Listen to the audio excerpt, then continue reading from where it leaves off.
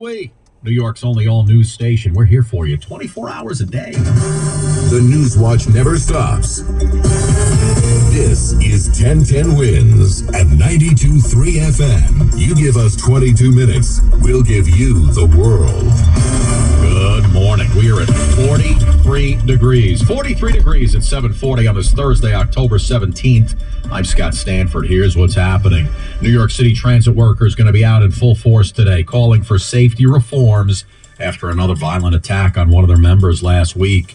Mets put themselves in a must-win situation tonight as they get clocked by the Dodgers 8-0. L.A. leading the NLCS 2-1. Kamala Harris on Fox News with Brett Baer in what turned into a contentious interview more than once. That is turning the page. 70% of people. That is about turning the page on rhetoric that people are frankly exhausted of. The Al Green dinner goes off tonight in New York. The vice president opting out. Donald Trump will be there. Former FBI agent busted with a stockpile of illegal weapons in Queens and Long Island. Guy had ghost guns and a load of other firearms. Police looking for a suspect in England. Well, he got very creative with his hiding spot. Just wasn't creative enough. Checking sports, Mets try to regroup tonight in Game 4. The Yanks and Guardians go Game 3 of the ALCS in Cleveland at 5 p.m. Liberty now a game away from winning the WNBA title. They take a 2-1 lead over the Lynx. Could we see a parade of champions? Will we see it? Who knows? When's news time? 7:41. Karen Stewart, how we looking? Well, only one fly in the ointment here as we check what we see on Long Island's Big Three. It's been a pretty decent morning so far. The westbound Southern State, though, does have a crash. It's on the shoulder, though, the left shoulder, at exit 30S for North Poplar Street. There's a little bit of a delay in that area, and it'll stay slow out into exit 26. And we've got volume both eastbound and westbound right around the Meadowbrook Parkway. The Northern State is A-OK. The westbound side of the LIE has delays at the Seaford Oyster Bay Expressway, exit 39 from Glen Cove Road, and from the Little Neck Parkway out into Bell Boulevard. Then we've got more westbound traffic from 188th Street out into Woodhaven Boulevard, and the delay to the Queens Midtown Tunnel starts back at almost Maurice Avenue in Maspeth as we check what you need to know about the bridges and tunnels. The inbound 59th Street bridge is still very heavy on the approaches. Northern Boulevard and Queens Boulevard, the delays are very heavy. They go back to 39th Street, Steinway Street. The inbound RFK is busy, and over at the Hudson River as we check things there, we've got a 55 to 60 minute wait in at the Holland, 35 to 40 at the Lincoln, and about 40 minutes for the Georgia Upper, 25 for the Lower, with a 15-minute wait from the Palisades Parkway. Our next report's in less than 10. I'm Karen Stewart, 1010 Wins on 92.3 FM. Oh, we told you about that train operator last week who was stabbed several times in Crown Heights. The guy who was busted for the attack, 27-year-old Jonathan Davalos, has been arrested more than a dozen times, including one arrest for punching an MTA conductor. Well, transit workers have had enough, and they're getting ready to rally at the site of last week's attack at the Utica Avenue station. So this rally is set to kick off at 4 this afternoon. Transit Worker Union Local 100 President Richard Davis saying they can't take it anymore. The grievance filed against the MTA demanding improved safety measures. There's been over 30 assaults. So clearly what's in place now is not working because one assault is too many. So it's time for the MTA just to acknowledge that the current practices are proven to not be working. MTA Chairman Jano Lieber speaking high praise for Pollock when he visited with him at Kings County last week. I am told he's a real pro, and everybody relies on him. He mentors people. He's one of those guys that knows his way around the system and is beloved. The union saying they'll no longer tolerate unacceptable danger. Glenn Schuck, 1010 Wins, 92.3 FM, Utica Avenue here in Crown Heights. Well, it's been another violent day or so in the subways. It started last night when a female was slashed across the face inside the 110th Street 6 train station in Harlem. Then continued when a man was stabbed in the eye at about 4:30 this morning. That happened on the downtown platform of the Bay Ridge R train station in Brooklyn. Both victims have been hospitalized. They're in stable condition. There's no word yet on what led to either of these incidents, and the suspects are both still on the loose. Police say both victims have been uncooperative. Well, Game 3 for the Mets and the Dodgers at Citi Field last night, except it looked pretty much like Game 1. There's a towering drive down the line. Ohtani's broken through. It is gone. Call courtesy of Fox Sports. Dodgers take a 2-1 series lead with the 8-0 win, which means We have LA right where we want them, don't we, Mets fans? Now they just have to repeat Game 2 and tonight's Game 4. Mets fans left disappointed, but like I said, it's only a game and, well, there's more ball tonight. The Mets bats went the way of the weather, chilly.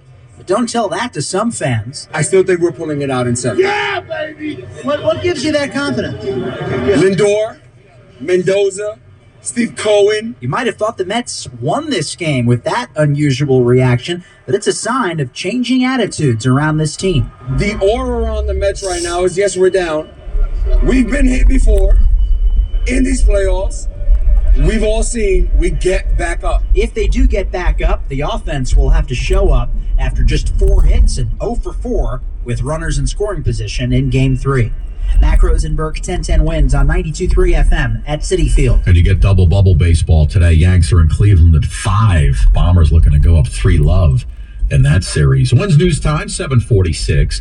It was a contentious interview for Kamala Harris on Fox News Special Report with Bret Baier. The two continuously talking over each other as the nearly 30-minute interview got a little heated at times. The vice president telling Baier she's been hard on migrant crime, but the Republicans have not. It is also true that if a border security had actually been passed 9 months ago, it would be 9 months that we would have had more border agents at the border, more support for the folks who are working around the clock trying to hold it all together. Madam Vice President. To ensure that no future harm would occur. And we are just 19 days out from the election. Tonight you get the Al Smith dinner here in New York. The event sponsored by the Archdiocese, and it raises money for Catholic charities. It's usually a night of lighthearted roasting of the two presidential candidates. Comedian Jim Gaffigan will be the MC tonight. Former President Trump's going to be there. Kamala Harris not going. She's decided to stick to the campaign trail. This is typically something that's a bipartisan political event that both candidates attend. So it's not unusual for him to be attending. But the reality of this is we will be 19 days, I believe, until the campaign at that point. And that's why Vice President Harris isn't going. She is breaking with tradition by not going. But her campaign says that she will be in battleground states, that she will go in the future, that the campaign is obviously extremely important. And that's why she's skipping the event. That's correspondent Catherine Falders, a former FBI agent in some big trouble, caught with a stockpile of illegal ghost guns and lots of other firearms in Queens and Long Island. He's now staring at 25 years behind bars. Authorities searched Scott Chang's Flushing, Queens home and his storage facility in Port Washington on Long Island and found 18 illegal firearms. This included ghost guns and assault weapons. He managed to get his hands on all of these weapons without ever having a proper gun license, according to Queen's DA Melinda Katz. We won't allow people to just order these guns and get them in a kit and make them. A larger portion of crime across the city of New York is now being used by ghost guns. She tells us 151 ghost guns have been seized here in Queens. It's the highest number in any borough. Chang is facing over 240 charges and is due back in court October 31st.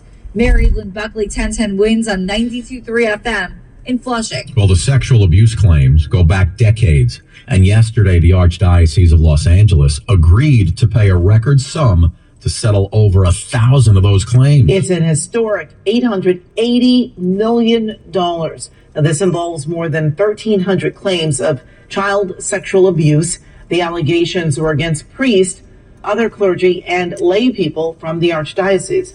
The lawsuits came under a state assembly bill that allowed a 3-year window for old cases to be revived. Some of the cases date back to the 1940s. That's Amy Johnson reporting. Wins News Time, 7:49. Here's a list you can really get behind. No pun intended. It's the list of America's favorite public bathrooms. Great. Can we see what the bathrooms look like? Cintas, the corporate uniform and products company, has been doing the survey for the last 23 years. The public got to vote on cleanliness, visual appeal, innovation, and unique design elements. Let's give it up for the Maverick service station right near the Salt Lake City airport. Let's do it, huh? Voted best in the U.S. out of their 400 locations. That one gets it done. Looked it up online. It is a lovely facility. And they sell burritos. I know what you're thinking. Burritos, beautiful bathrooms. Sounds like a podcast. The folks at Cintas saying Maverick has been recognized for their commitment to cleanliness and comfort with sparkling fixtures, spacious stalls, and fresh amenities. Also in the top 10, Lambeau Field in Green Bay. How about that? And the Kansas City Zoo. Nothing from New York, oddly enough. JFK's Terminal 4 once floated into the top 10 with their plush potties. When's news time? 7:50. Get you back to the roads in a flash. I'm Bobber. All right, guys, thank you so much for joining me on this quick snippet of today's daily